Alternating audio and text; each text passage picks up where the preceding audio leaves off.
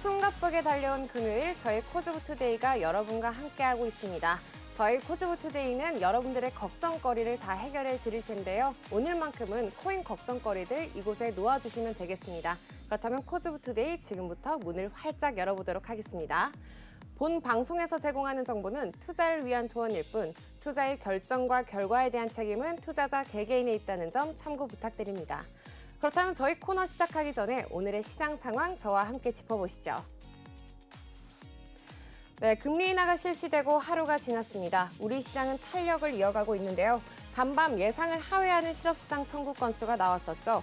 경기 침체에 대한 우려가 좀 잡힌 걸까요? 비트코인이 오늘은 상승으로 자리 잡았습니다. 0.53% 오늘 플러스권에 안착하면서 8,466만 6천 원에 자리 잡았습니다. 이어서 이더리움 함께 살펴보겠습니다. 이더리움도 이틀째 상승 탄력을 이어가고 있는데요. 오늘 339만 7천 원까지 터치하는 모습 4.68% 강세 흐름 가져가고 있습니다. 마지막으로 리플 함께 살펴보겠습니다. 리플은 상위단에서 오늘 좀 주춤하는 모습을 보이고 있는데요. 787원으로 오늘 보합권 움직임 가져가고 있습니다. 이어서 상승률 상위 종목 5위권 살펴보겠습니다. 현재 아크가 급등세 보이고 있는데요. 29%, 약 30%가량 급등세 보이면서 579원을 터치하고 있습니다. 뒤를 이어서 코티가 14.86% 강세 흐름 가져가고 있고요. 캐리노덕스월드와 밀크, 그리고 솔라까지 모두 11%대 오늘 플러스권에 안착했습니다.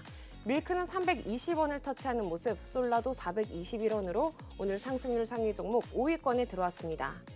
이어서 하락률 상위 종목 살펴보도록 하겠습니다. 현재 3일째 양봉을 그려내던 제타체인, 오늘은 조정을 받고 있는데요. 7.18% 낙폭을 그려내면서 853원까지 밀린 모습 확인하실 수가 있겠습니다. 셀레스티아도 현재 4.57% 약세 흐름 가져가고 있고요. 7,940원으로 오늘도 조정을 받는 모습입니다. 마지막으로 아이오넷과 펠라즈, 빅타임 모두 3%대 오늘 마이너스권에 안착했고요. 펠라즈가 3,754원을 터치하는 모습. 어제 급등세 보였던 아이오넷도 현재 2,779원으로 음봉을 그려내고 있습니다. 마지막으로 빅타임이 185원을 터치하면서 하락률 상위 종목 5위권에 들어왔습니다. 네, 이렇게 오늘의 시장 상황 정리해봤습니다. 그럼 화면을 통해서 오늘 우리 만나야 할 전문가님 먼저 만나보도록 하겠습니다.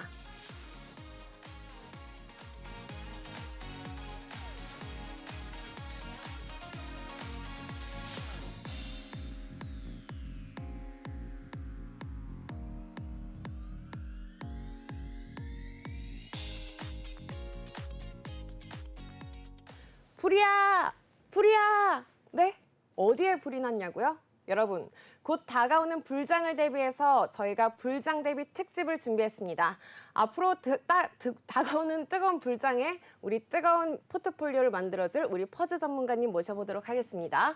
불장만큼이나 열정이 뜨거우신 분이죠. 전문가님 안녕하세요. 네, 안녕하세요. 퍼즈입니다. 네, 전문가님 저희 진짜 오랜만에 보고 있잖아요. 네, 맞아요. 그런데 연휴 동안 제가 퍼즈님이 나왔던 업로드했던 영상을 다 봤거든요. 원래 연휴에는 조회수가 잘 안 나오길 마련인데 퍼즈님 우리 불장 대비 특집 조회수가 굉장히 잘 나왔다는 소문이 아주 전국 팔도로 뻗쳐나갔더라고요. 아, 그런가요? 네. 네, 말씀하신 대로 원래 강의 컨텐츠는 조회수가 좀 낮은데 네. 그래도 뭐 10,000회 넘은 영상도 2개나 있고 네. 그래서 상당히 반응이 좋습니다. 혹시 그게 또 다이 아나운서랑 좀 저한테 영향도 있을까요? 아, 네, 거의 대부분인 것 같긴 해요. 네. 그렇게 생각하시는 게 뭐, 네. 네. 솔직한 마음이시죠? 아, 네, 맞습니다. 아, 그건 아니고 사실 영상이 내용이 너무 강의가 재밌고 또 알찼기 때문에 그렇게 조회수가 잘 나온 것 같습니다. 네, 그렇다면 우리 불장 특강 시작하기 전에 오늘은 저희가 리프레시 되는 시간을 가져볼까 해요. 아무래도 연휴가 끝나고 나서 일상으로 돌아가신 분들 많이 좀 답답하셨잖아요. 오늘은 그래서 좀 가벼운 느낌으로 다 시작을 해볼까 하는데요. 종목 하나를 소개를 해드리고자 합니다. 바로 코인 톱파보기 시간인데요.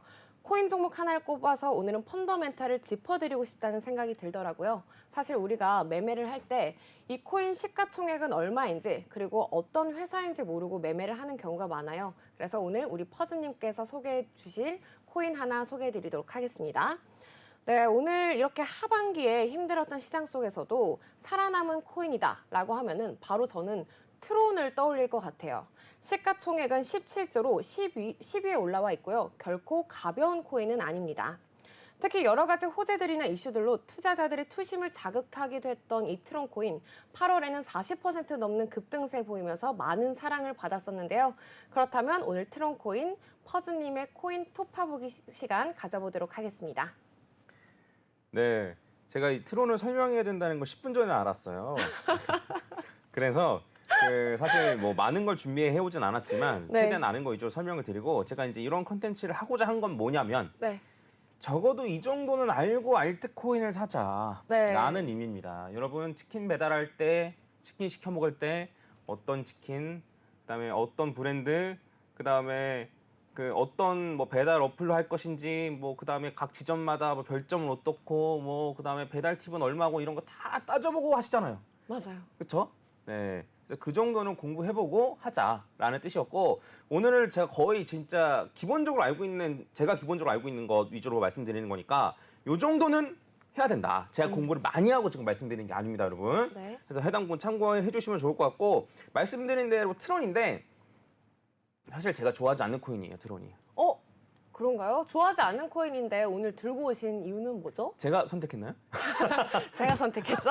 네, 맞습니다. 네. 그래서 별로 좋아하지 않는 코인이긴 한데, 네. 그래도 한번 소개를 해드리도록 하겠습니다. 이제 말씀하신 대로 시가총액이 한 10위권 정도라서 좀 그나마 괜찮은 시가총액 위치에 와 있다 정도로 생각을 하시면 될 것 같고 트론에 관해서 간단하게 설명을 드리면 원래는 트론이 이런 코인이 아니었어요. 네. 아니었는데 이 트론의 창업자인 저스틴 선이라고 있는데 저스틴 선의 별명이 방송에서 말하면 안 될 것 같은데.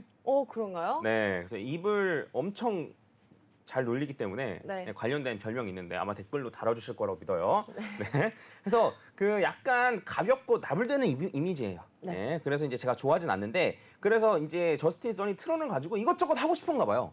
뭐 이게 좋아 보이면 이것도 하고 저게 좋아 보이면 저것도 하고 이런 식으로 쭉 하고 그래서 루나테라가 막 엄청 흥했을 때는 USD라고 스테이블 코인도 만들었었고 그 다음에 이것도 하다가 저것도 하다가 결국에는 이더리움처럼 플랫폼 코인으로 만들어야겠다라고 생각을 했던 것 같아요. 그래서 그쪽으로 방향 노선을 정한 것 같습니다. 원래는 그런 방향이 아니었던 게 왜 그러냐면 보시면 아시겠지만 이더리움 네트워크에서 만들었잖아요. 그래서 이더리움 위에서 올라가는 D앱 중에 하나였어요. 원래 트론이. 근데 본인이 메인넷을 만들면서 이더리움의 역할을 하고 싶어 하는 것 같습니다. 네, 관련해서 지금 설명을 드리면 D앱이니 뭐니 이상한 소리들이 많이 나오는데 관련해서 제가 설명을 드리면 뭐냐면 자, 이더리움 얘기를 안 할 수가 없을 것 같은데 이더리움 같은 경우에는 스마트 컨트랙이라는 특징이 있어요. 이게 그냥 계약이에요. 그래서 해당 조건이 만족되면 1, 만족되지 않으면 0. 이 1, 0 가지고 코딩을 하는 거예요. 코딩. 그래서 컴퓨터 언어 다 1010이잖아요. 근데 우리가 알기 쉽게 이제 그걸 C 언어로 만든다든가 자바로 만든다든가 이런 식으로 바꾸는 거잖아요. 그래서 이 스마트 컨트랙 기능이 1, 0을 만들 수 있는 거기 때문에 이걸 바탕으로 코딩을 하는 거예요. 코딩을 해서 이더리움 위에서 작동하게 만드는 D앱, 쉽게 말하면 토큰을 만드는 겁니다. 네, 이거 혹시 이해 안 가면 중간중간 얘기해 주세요. 네. 네. 그러니까 왜 그러냐면 코인 같은 경우에는 본인이 직접 만들기 쉽지 않아요. 우리도 프로그램을 짜는데 0100 하면서 그 프로그램 짜지 않죠. 그냥 C 언어나 안 그러면 뭐 자바나 이런 걸 가지고 짜잖아요. 해서 그냥 바로 만들기 힘드니까 이더리움 요 생태계 안에서 만들어. 라고 해가지고 이더리움 위에서 움직이는 애들을 D앱, 그러니까 본인이 메인넷을 가지고 있지 않고 특정 요 플랫폼 코인 위에서 만들어지고 작동하는 애들을 D앱이라고 얘기하고 그렇게 만들어진 토큰들이 많은 겁니다. 그래서 우리가 알고 있는 대부분의 코인들은 요 안에 속해져 있고요. 네, 요 D앱을 잘 작동하게 만드는 게 토큰 뭐 이런 식으로 이해하시면 되는데 이런 것까지는 뭐 중요하진 않고 어쨌든 중요한 거 뭐냐면 이더리움이란 요 플랫폼 코인이 있는데 요 위에서 애들이 많이 이렇게 프로젝트나 안 그러면 요렇게 D앱들이 많이 이렇게 있다. 그럼 트론은 좀 더 이더리움 네트워크 기반에서 좀 더 발전한 코인인가요? 그렇다고 주장은 하겠죠. 네. 네, 근데 제 생각엔 별로 그렇진 않은 것 같아요. 네, 그래서 이러한 코인들이 있는데 이더리움이 이제 어쨌든 플랫폼 코인인데 이러한 플랫폼 코인이 이더리움 말고 다른 애들도 여러 개가 있어요. 잘 아는 게 솔라나, 그다음에 뭐 아발란체, 뭐 예전에 뭐 이오스 지금 많이 시총이 내려왔지만 이런 애들이 다 이런 식의 플랫폼 코인을 하려고 했었던 거였어요. 네. 네, 근데 이 중에 망한 애들도 있고 아닌 애들도 있는데 결국엔 트론은 이걸 하고 싶었던 것 같아요. 그래서 이제 이 플랫폼 코인으로서의 역할을 지금 하고 있다라고 보시면 될 것 같습니다. 제가 이제 대충만 설명을 했는데 요거를 이해하면 딱 편해요. 아, 그러면 이더리움의 가치는 뭐고 솔라나의 가치는 뭐고 트론의 가치는 뭐다라고 딱 판단하는 기준이 뭐냐면 요 코인 이더리움 위에서 작동하는 디앱이 얼마나 많은가. 뭔 말인지 이해가죠? 네. 그러니까 사람들이 핸드폰을 쓰더라도 안드로이드 기반이 많은가 안 그러면 뭐 애플 기반이 많은가 약간 이런 식으로 나뉘듯이 어떤 것 기반으로 많이 위에 올라가 있는가 이게 어쨌든 그 코인의 가치거든요. 그래서 이더리움 위에서 작동하는 애들이 이만큼인데 뭐 트론 위에서 작동하는 애들이 막 진짜 이만큼이면 그러면 당연히 이더리움의 가치가 높아지는 거죠.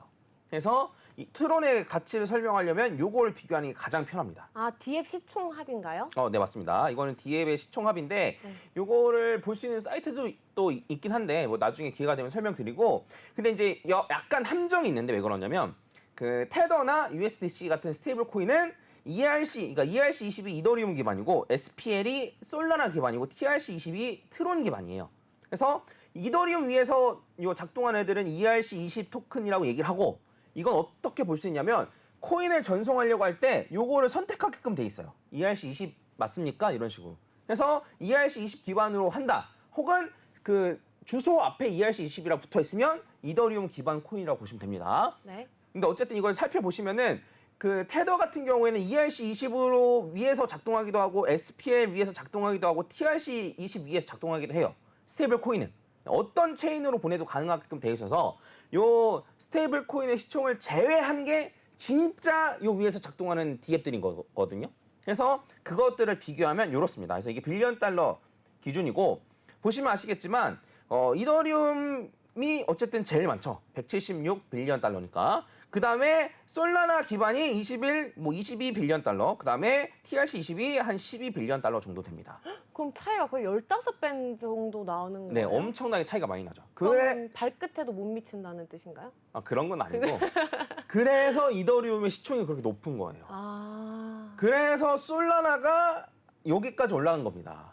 예, 해서 보면 이더리움 다음이 솔라나고요. 솔라나 다음이 트론이에요. 트론이 어쨌든 이렇게 이더리움과 비교하면 별로 안 되는 것처럼 보이겠지만 트론만 놓고 보면은 그러니까 순서만 놓고 보면 이더리움 다음에 솔라나 다음에 트론이에요. 그래서 트론이 시총 10위권에 위치해 있을 수 있는 겁니다. 이해 가셨죠? 네. 이 다음에 뭐 있는 코인들은 뭐 BNB 그 바이낸스에서 만든 코인이죠. 네. BNB 체인도 있고 뭐 여러분들이 아시는 뭐 아발란체나 뭐 이런 것들도 있는데 다른 애들은 거의 요 시총합을 말하기가 무의미할 정도로 적어요. BNB 정도는 꽤 있는데 그래서 트론이 요 정도가 된다라는 거는 어쨌든 그러니까 트론 위에서 요 디앱의 시총의 합이 이 정도라는 거는 그 트론의 가치가 이 정도가 된다라는 거를 말해주는 겁니다. 이거 이해 가셨을까요? 네. 네. 그래서 그 어쨌든 트론이 이 길을 선택했어요. 네. 이렇게 비교당하는 길을 선택했단 말이에요. 네, 그래서 어쩔 수 없이 이제 이런 식으로 비교가 될 수밖에 없고 그러면 이제 여기까지 얘기했으니까 추가적으로 조금 더 얘기하면 자 만약에 내가 프로젝트예요. 내가 코인을 만약에 만든다고 쳐요. 그러면 이더리움 체인, 이더리움 위에서 만들 건지 솔라나 위에서 만들 건지 트론 위에서 만들 건지 고민해 볼 거 아니에요. 그러면 이더리움 입장에서도 왜 우리 쪽으로 와서 만들어. 솔라나 입장에서도 우리 쪽에 와서 만들어. 이렇게 얘기한단 말이에요. 그래서 각각의 특장점들이 있는 거예요.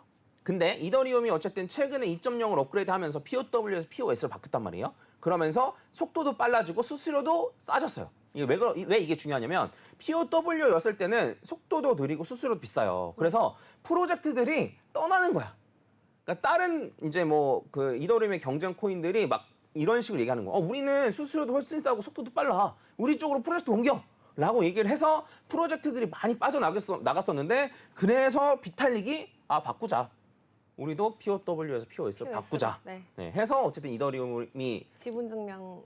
맞아요. 잘 아시네요. 네. 지분 증명 바꾼 거거든요. 그래서 이더리움 2.0 되면서 속도도 빨라지고 수수료 싸졌어요. 네. 그래서 이 2.0 된 이더리움보다 특장점이 있어야 되는 거예요. 근데 솔라나는 이 이더리움 2.0보다 속도가 월등히 빨라요. 그래서 결제 뭐 아니면 송금 이런 관련된 프로젝트들은 솔라나를 선택할 수 있겠죠. 속도가 중요하니까 걔네들은. 네. 네. 근데 그런 게 아니고 생태계가 중요하고 많은 사람들이 사용하고 이런 게 중요한 애들은 이더리움을 선택할 수도 있겠고. 네. 그리고 어쨌든 트론을 선택한 애들도 트론이 어쨌든 특장점들이 있어야 될 거 아니에요. 네. 근데 제가 봤을 때는 요 특장점들이 다른 애들에 비해서 좀 빈약해요. 그래서 그 어쨌든 트론이 장기적으로 좀 헤쳐나가려면 이더리움보다 이런 점들이 낫다라는 걸 좀 앞서 내세울 필요가 있다라고 목이 잠기는데 이렇게 생각하시면 될 것 같습니다. 그래서 트론이 지금 이런 길을 걷고 있다라고 설명을 드렸었고 원래 예전에는 그냥 이것도 하고 저것도 하는 코인이긴 했었어요. 그거에 대한 원인이 뭐였냐면 얘 때문이에요. 얘. 저스틴 선 때문입니다. 네, 저스틴 선 혹시 아시나요? 저스틴 선, 제가 트론은 잘 몰라도 저스틴 선 얘기는 엄청 많이 들었거든요. 왜냐면 그 젊은데도 굉장히 성공한 경영자다, 코인 경영자다 이렇게 많이 듣기도 했는데 어떻게 생각하세요? 네, 저는 건도 형도 이거 그런 평가를 받지 않았나라는 생각이 좀 들긴 듭니다. 그런데 제가 봤을 때 조사를 해보니까 2015년도에 그 저스틴 선이 무슨 포브스 선정 뭐 가장 영향력 있는 20대인 중에 30명 중에 뽑혔다 이런 기사를 읽긴 했었거든요. 네. 퍼즈님도 조만간 뽑히시는 거 아니에요? 저는 30대라서. 네. 네. 30대라서 그건 조금 어려울 것 같고, 그 이제 저스틴 선이 어쨌든 코인 업계에서는 굉장히 유명한 사람이고, 그 다음에 실질적으로 후오비라는 거래소를 가지고 있기도 하고, 그리고 트론뿐만 아니고 뭐 비트토렌트나 이런 코인들의 어쨌든 실질적인 오너라고 하면 좀 그런가요? 어쨌든 운영을 하고 있는 그런 사람이기도 합니다. 그래서 영향력도 굉장히 크고 다만 비탈릭처럼 좀 진중한 성격이었으면 좋았을 텐데 그렇지 못한다는 게 치명적인 단점이에요. 네. 근데 제가 그 저스틴 선에 대해서 좀 재밌는 이슈가 하나 있는데 만약에 퍼즈님이 워렌 버핏과의 점심 식사가 있다 하면 얼마까지 내실 수 있을 것 같아요? 그 가끔씩 팔잖아요. 네, 경매로 맞아요, 팔잖아요. 맞아요.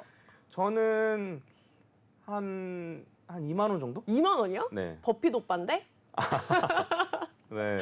그렇다면 만약에 사람들이 네. 장하주 아나운서랑 하는 점심 식사는 얼마까지 지불할 수 있을까요? 뭐 목적에 따라 다르겠지만 네. 저라면 그냥 아는 동생 밥 사준다고 생각하고 한 5만 원? 오, 그래도 저는 본인이 내야 하는 거 아니에요? 이렇게 할 줄 알았는데 그런가요? 생각보다 네. 답변이 굉장히 마음에 들었어요. 근데 저스틴 선이 워렌 버핏한테 456만 달러를 냈대요. 기부금으로 내긴 했지만 하나로 60억을 내고 했는데 2만 원이요? 네, 저는 그냥 버핏 아저씨랑 얘기하면서 얻을 게 별로 없을 것 같아가지고 네. 뭐 이렇게 얘기하긴 했는데 이것만 봐도 저스틴 선의 성격이 드러나요. 네. 나 유명해. 나 유명해지고 싶어. 나는 이렇게 영향력 끼치는 사람이야. 라고 뽐내기를 좋아하는 사람에 가깝습니다. 그래서 오너 리스크가 있다면 이런 문제가 좀 생길 수도 있지 않을까라는 생각이 좀 들고 그래서 이제 트론은 어쨌든 저스틴 선의 코인이다. 이 정도로 좀 이해를 하시면 좋을 것 같습니다. 근데 이게 중요한 게 왜 그러냐면 조금 이따가 말씀드리겠지만 요거에 대한 리스크 때문에 제가 좀 꺼려지는 부분도 있는 거고 그다음에 트론에 대한 설명을 좀 마저 드리면은 어쨌든 그 시샘이 많아요. 네, 저스틴 선이 시샘이 많아요. 그래서 이제 솔라나 쪽에서 어쨌든 뭐 밈코인이 좀 뭐 활성화가 되다 보니까 이 인위적으로 본인들 밈코인도 만들고 근데 이게 자연스럽게 만들어져야 좋은 거잖아요. 그렇죠? 자연스럽게 뭐 밈코인이 뭐 활성화되고 이래야 좋은 건데 봉크나 이런 것도 솔라나에서 굉장히 큰 이슈가 됐던 뭐 많이 밈코인이었는데 올랐었잖아요. 네. 근데 이제 트론 같은 경우에는 약간 어찌 보면 우리도 좋아 보니까 우리도 할게.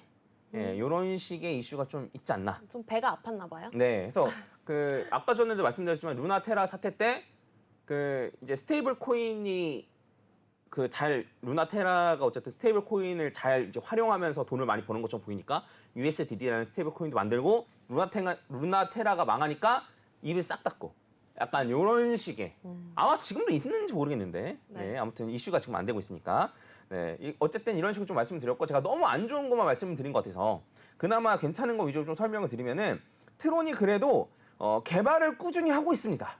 네, 해서 이제 보면 이게 커밋으로가 나오는데 커밋이 뭐냐면 이게 깃허브라고 개발하시는 분들이 이제 같이 사용할 수 있는 협업 툴이 있어요. 근데 거기에 점 하나 찍고 저장 눌러도 커밋이 하나 늘어나는 거고 점 지우고 그 세이브 눌러도 커밋이 하나 늘어나는 거거든요. 그래서 사실 요 커밋 수 자체가 많다고 해서 개발을 잘 하고 있느냐를 나타내는 건 아닌데 이 정도도 안 하는 코인들이 많다는 거예요. 그냥 점 하나 찍는 노력조차도 안 하는 코인이 너무 많다는 거죠. 네, 맞아요. 아, 네. 그래서 65위 정도면 나쁘지 않다는 거예요? 뭐 65위 자체인 것도 나쁘지 않고 근데 네. 이제 요거를 살펴보면은 막 하루에 이만큼 만들고 1년 내내 안 하고 이런 코인들도 많거든요. 예, 그런 거 치고는 최근에는 안 했지만 최근에는 안 했지만 어쨌든 꾸준히 하고 있으니까 이 정도면 좀 나쁘지 않게 개발을 하고 있다 정도로 보시면 될 것 같습니다. 이거를 제가 왜 짚냐면 자, 가령 예를 들어봅시다. 열심히 마케팅을 하는데 개발을 하나도 안 하는 코인이 있어요. 예를 들어서. 네. 근데 마케팅은 잘 못하는데 개발은 열심히 하는 코인이 있어요. 그렇죠? 그러면 저는 앞선 코인은 망할 가능성이 높다고 생각해요. 러그풀 할 가능성이 높다고 생각한단 말이에요. 물론 불장이면은 뭐 그런 게 눈에 안 띌 수가 있는데 하락장이 시작하면 이런 프로젝트들이 드러나요. 네, 그래서 장기적인 관점으로 투자하시는 경우에는 무조건 개발이 잘 되고 있는지를 확인하셔야 됩니다. 약간 빗살 좋은 개살구 이런 걸 조심해야 하는 네, 건가요? 맞습니다. 오. 네, 그래서 트론에 대한 설명은 한 요 정도로 하고 마무리 지으면 될 것 같아요. 제가 너무 안 좋게만 얘기했나요? 아니요, 그렇지 않았어요. 아, 네. 혹시 뭐 더 궁금한 거 있어요? 뭐 예를 들어서 저는 트론에 대해서 그러면 차트적으로 봤을 때 사실 이렇게 하락장에서도 이렇게까지 오를 수 있나 해서 제가 막 다크템플러처럼 몰래 오른다고 막 표현을 했었거든요, 예전에.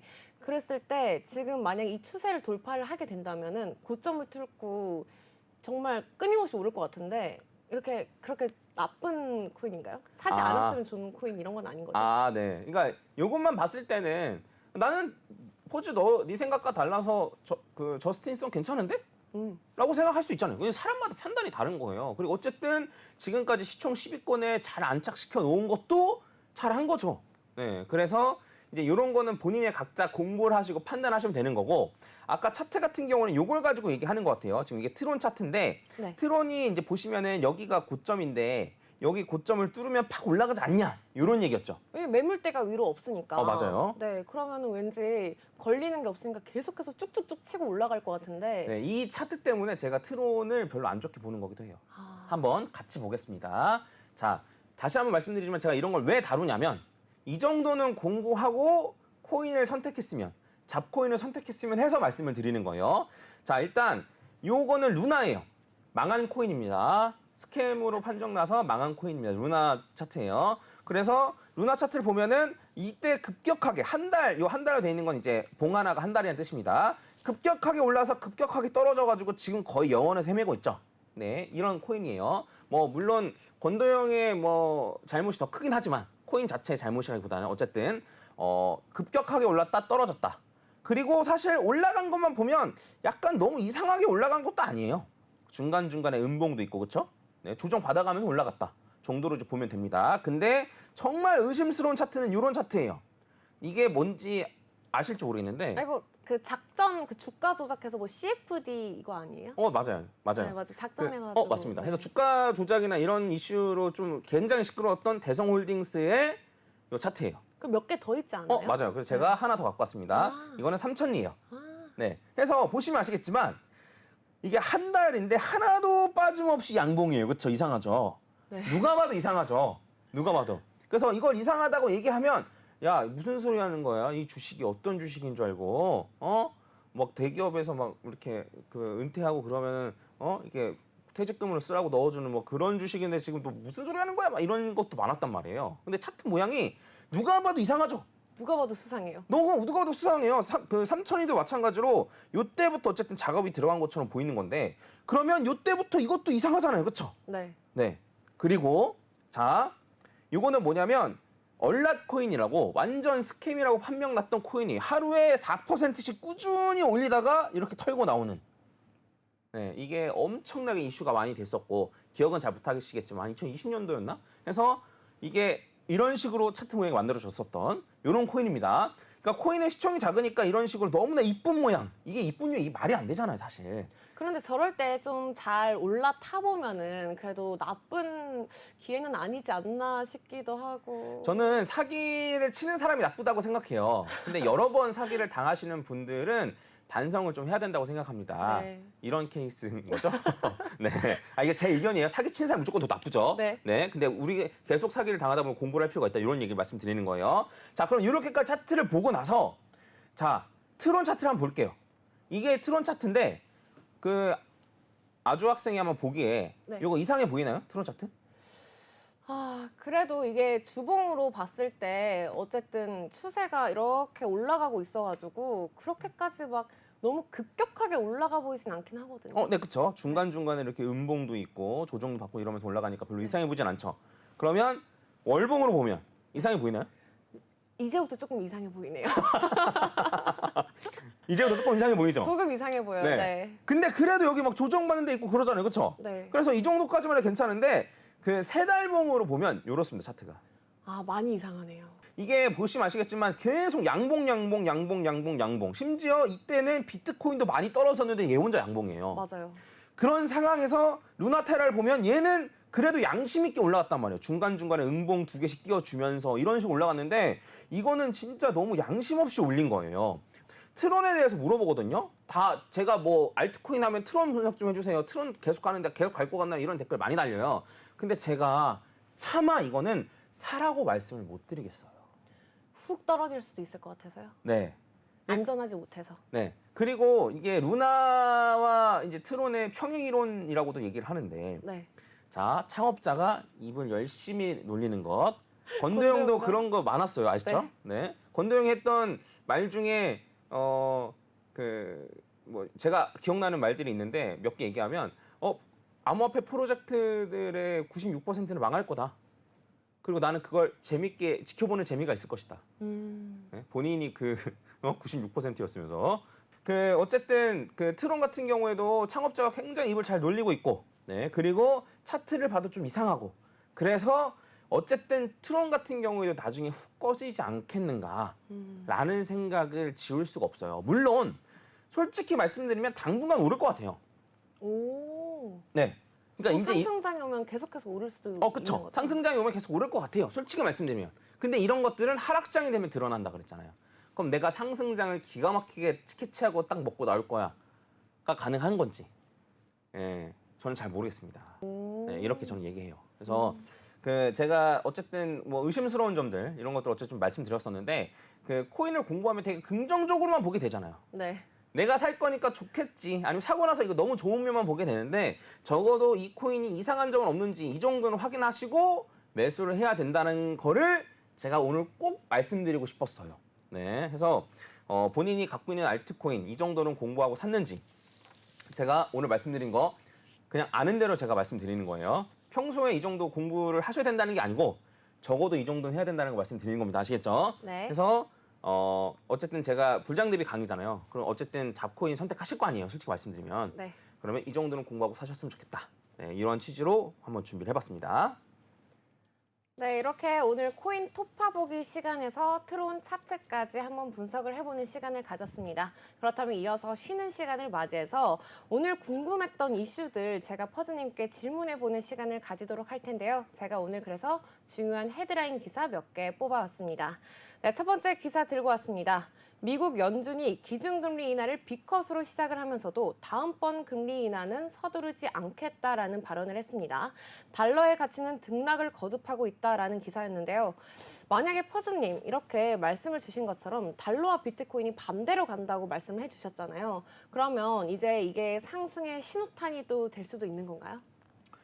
네, 저도 좀 의아했거든요. 네. 금리 인하를 그러니까 B컷이 인하했는데 25bp 인하한 것도 아니었잖아요. 50bp 인하했는데 갑자기 달러는 우왕좌왕하는 거예요. 맞아요. 그리고 나스닥도 우왕좌왕해.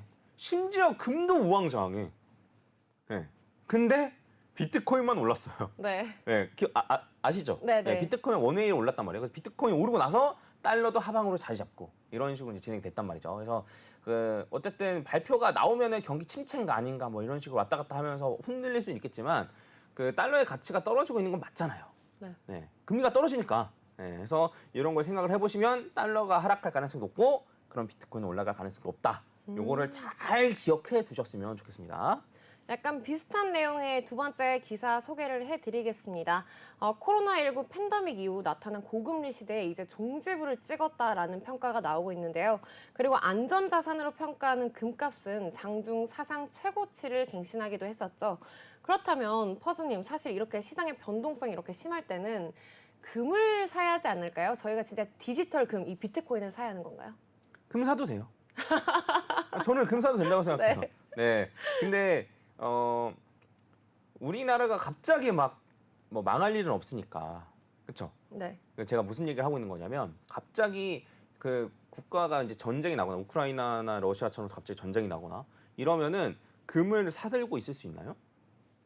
아, 없죠. 네. 근데 비트코인은 그냥 하드월렛에 갖다 넣으면 되잖아요.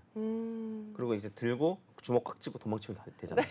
네. 그래서 그런 의미에서는 사실 비트코인 그런 경우에는 비트코인을 사는 게 더 유리하다. 혹은 금을 살 수 없는 경우, 금 ETF를 쉽게 살 수 없는 경우에도 비트코인 사는 게 유리하다라고 말씀드리는 건데 우리나라는 그런 문제 없이 금 ETF도 살 수 있고 비트코인도 살 수 있으니까 뭐 전 걱정 되시면은 좀 분배해서 사셔도 저는 무리는 없다.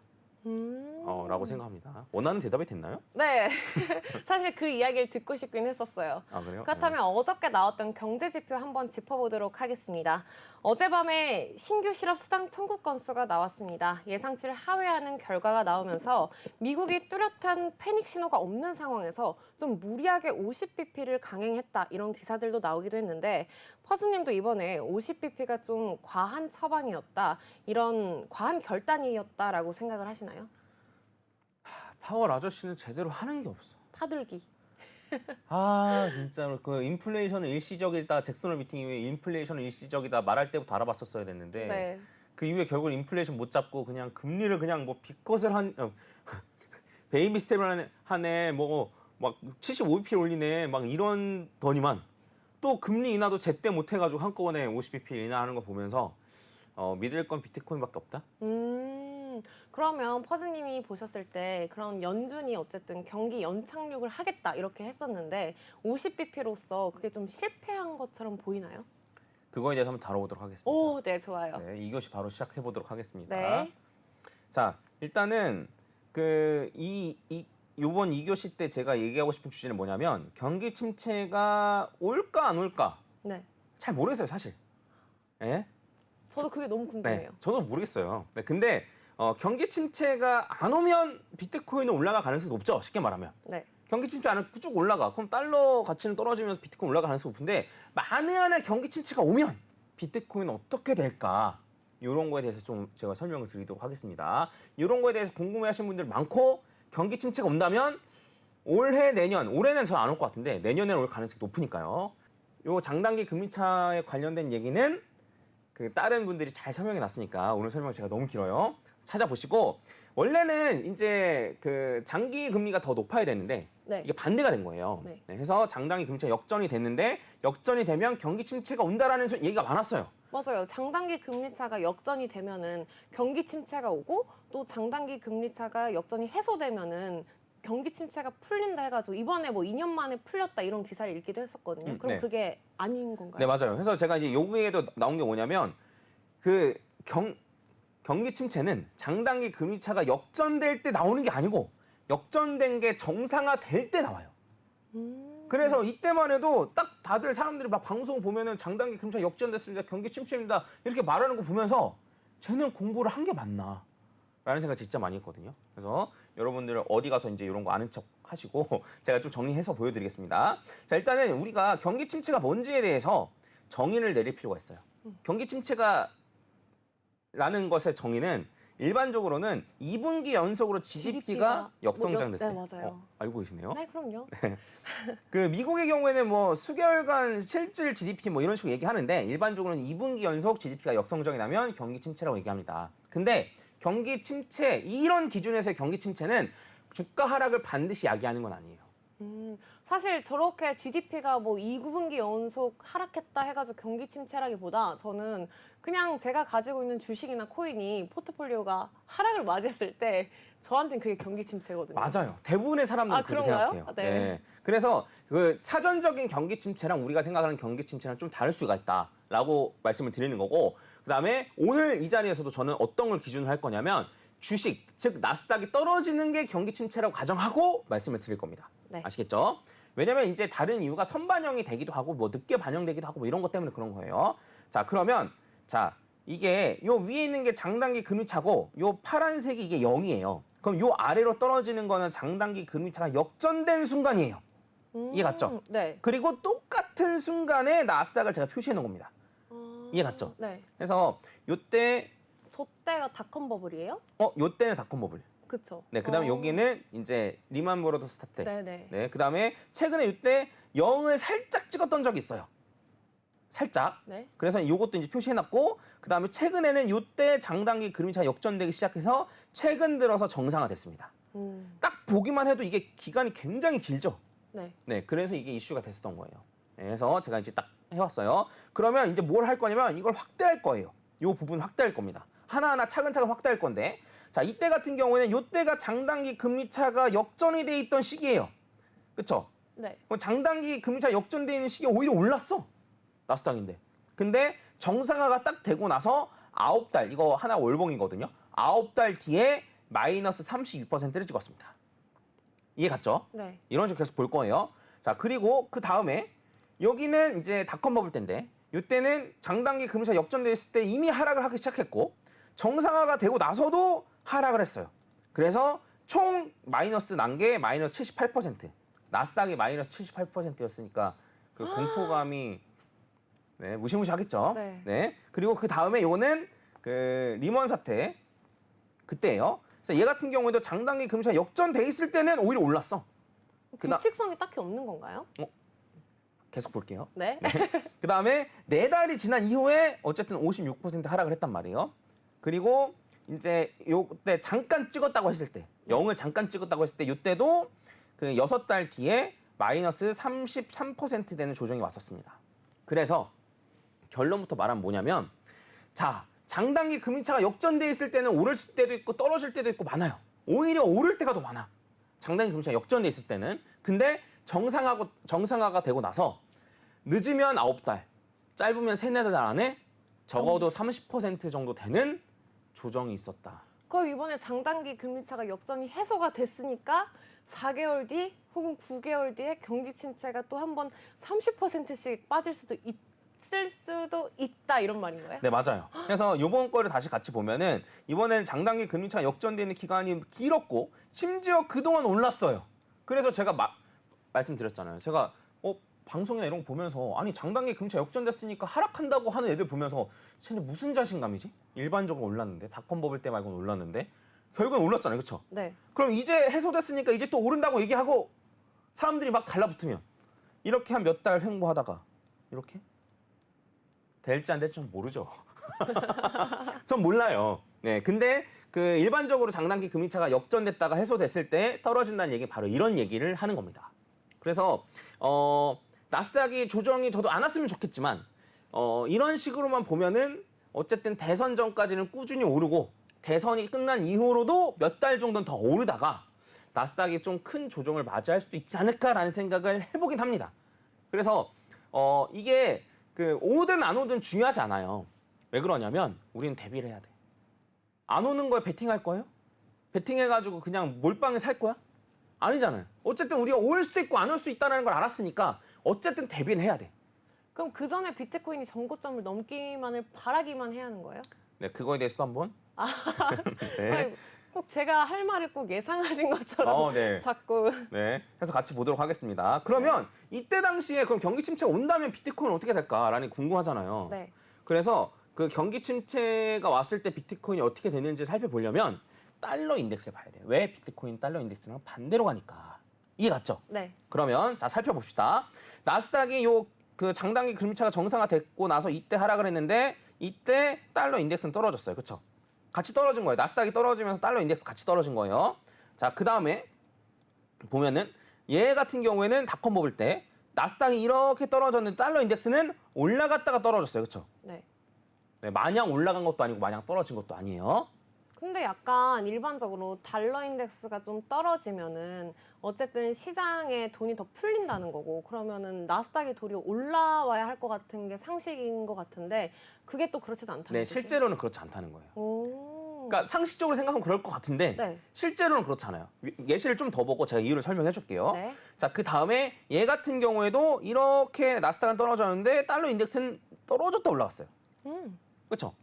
그리고 이제 얘 같은 경우에도 나스닥은 떨어졌는데 달러 인덱스는 올라갔단 말이에요. 해서 이게 왜 그러냐면 물론 제가 경제 전문가는 아닙니다. 전 고작 학사예요.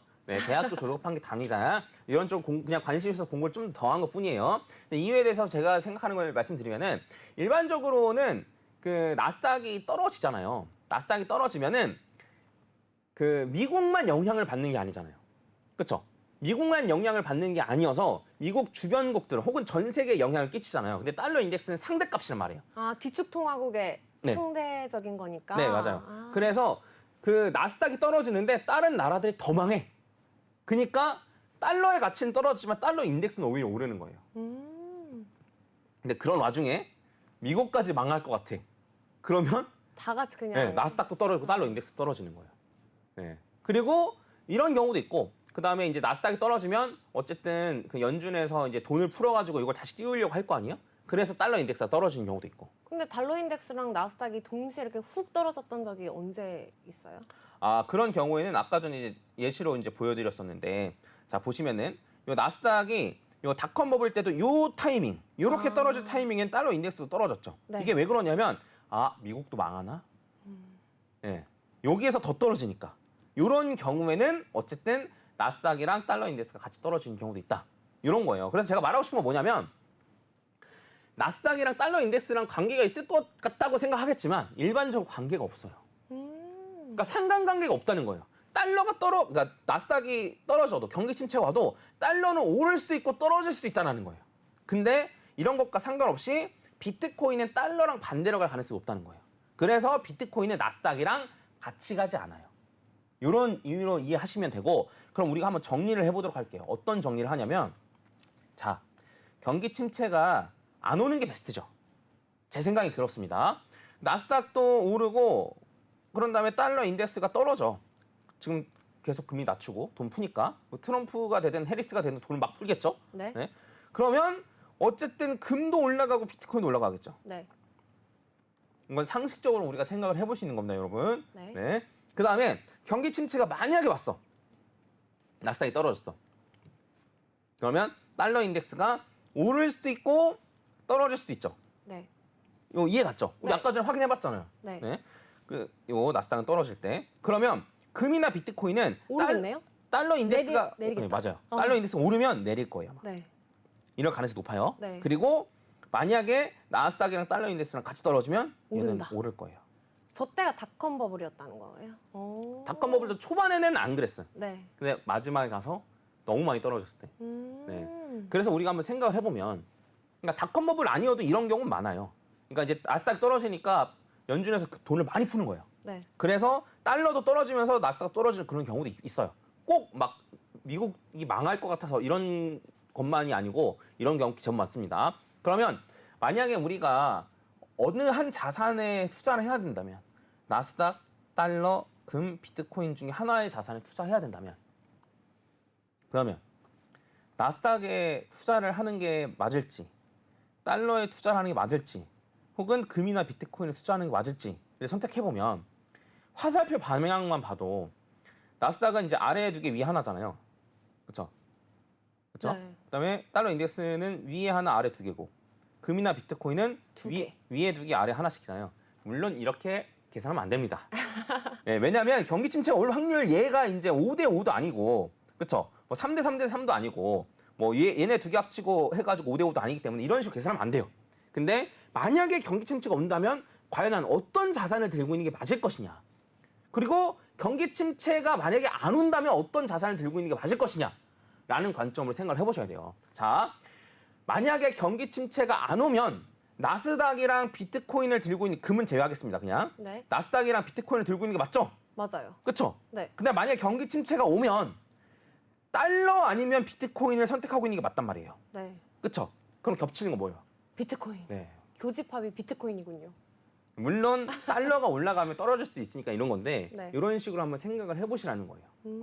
그래서 나스닥이 떨어지니까 무조건 비트코인이 떨어질 거야라는 생각을 하지 마시고 나스닥이랑 비트코인이랑 같이 갈 때도 있지만 다르게 가는 경우도 많습니다. 막 요새 뭐 나스닥이랑 비트코인이 뭐 커플링으로 간다 뭐 이런 말도 있고 막 디커플링으로 간다 이런 것도 사실 그냥 연관성이 없는 거네요. 거예요. 네. 아, 그냥 달러 인덱스와 연관성이 있는 네. 거네요. 그리고 달러랑 나스닥도 연관성이 없고. 네. 네. 그래서 만약에 경기 침체 온다면 어느 정도를 내가 어떤 자산으로 분배해 놓고 있을 것인가 그래서 곰곰이 잘 생각을 해보셨으면 좋겠고 저는 코인 투자를 하시는 분들이 아니라 하더라도 일정 부분은 비트코인으로 갖고 계시는 게 어떨까라고 생각을 합니다. 네, 어쨌든 해칭의 요 역할을 할 수 있기 때문에 그래서 이런 해칭의 역할을 생각을 하고 연기금이 사는 거예요.